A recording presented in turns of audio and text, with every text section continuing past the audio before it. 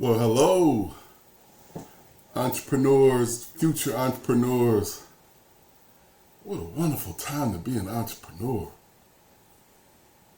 I know there's a lot going on. There's so much going on in the world today. In the United States today, you have tariffs and you have inflation so high and government folks being laid off. I truly, truly commiserate with you. This is an opportunity, y'all. This is an opportunity. Some of you should be looking at it as time to say, thank God. I mean, that corporate environment and that government environment, government worker environment can be so toxic. And then we normalize the toxicity.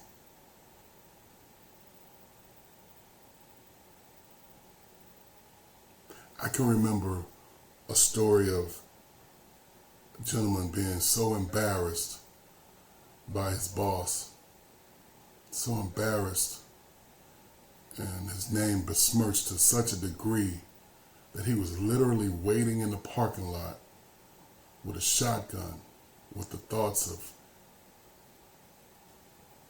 of ending his boss. Now this guy, I didn't know him very well, but he was a decent leader, family man. What would cause someone to snap like that? Because there's certifiable sociopaths that are working in leadership in some of these corporate and governmental agency jobs. I'm telling you, y'all, I've experienced it. They know how to push your buttons. They try to manage you out instead of firing you. They try to play mind games. And at the end of the day, if you're not strong enough, you can find yourself doing some pretty vile things. So let's not go that route. It may be hard now. I know if you've just been laid off. I've been there. That's all I can tell you is that I've been there. And I just want you to try, even in this dark time, even in the valley, to look for a silver lining. So let's continue our series. By way of looking for silver linings, let's look at something that we can do to start this business as we talked about before.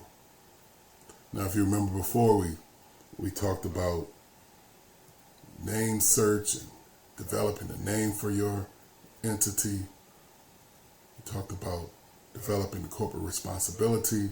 And now next, we're going to deal with how do we prepare and complete a vision and mission statement.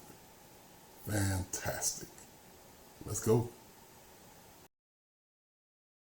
Because there's enemies that's looking to kill you, but you don't have to be a killer back. You can pray for faith. You can sit and be centered and think and create the world in your mind first that you want to have in your company. And then from this centeredness, from this conversion and rejuvenation, then you can go to your vision and mission. So what is your vision and what is your mission? Your vision should be a one blurb expression of your mission. So what is your mission? Your mission is that why? Why are you even in business? See why we had you develop your passion and then your corporate responsibility? By now, you know it. You know why you're doing what you do. At Novel, our mission is to be God's ambassadors by promulgating knowledgeable teams of veritable people producing beautiful creations with impeccably engineered traffic control and robust and reliable pavement marking services.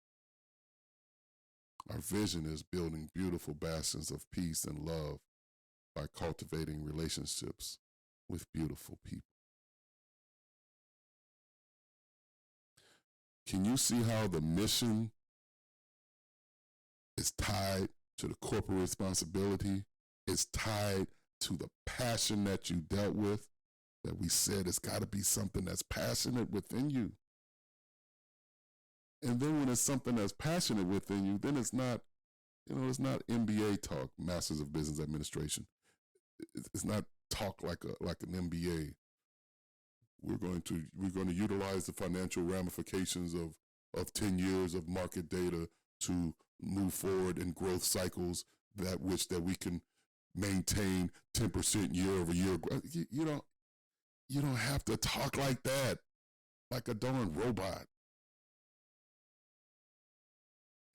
You can speak poetically, beautifully, and you should. Because remember, if you're not passionate about it, when those enemies come, when those trade winds come, it's going to be hard to hold on, y'all. And I want you to hold on. Then you got your corporate responsibility, you got your mission, got your vision. Can you see how the vision is just an encapsulation of the mission? The mission is kind of broad form, but the vision is boom. If I had to just say one thing, boom, we're about building beautiful bastions of peace and love by cultivating relationships with beautiful people. That's what we're about. What do you mean, Carlos? I thought you were about road crews and barricades and barrels. Yeah, that's some of the equipment and the tools we use. But at the end of the day, no. We're about cultivating beautiful people so that they can cultivate beautiful things. Yeah. Think big, think huge, think awesome about your business. I don't care if you're manufacturing thimbles to manufacturing space shuttles. Put your heart and soul into it. And we need you to do it. Okay, next, you got your vision and your mission statement.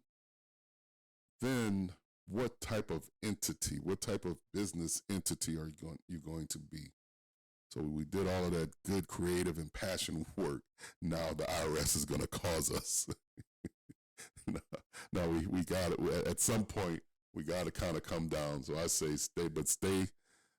Was that the Grateful Dead theory? That's an old rock group. Stay as high as you can, as long as you can. Wasn't that cool? Wasn't that cool? So if you really applied yourself, and it's a challenge, but it's not hard. The challenge is starting. That's why we're talking about how to start. How to start. Everything is the challenge is typically starting. So now you know how to do a vision and a mission statement. I'm so proud of you. Next, we're going to look at what type of entity you should be. Should you be an LLC? Should you be a partnership? Should you be a corporation? Let's look at it. Let's go.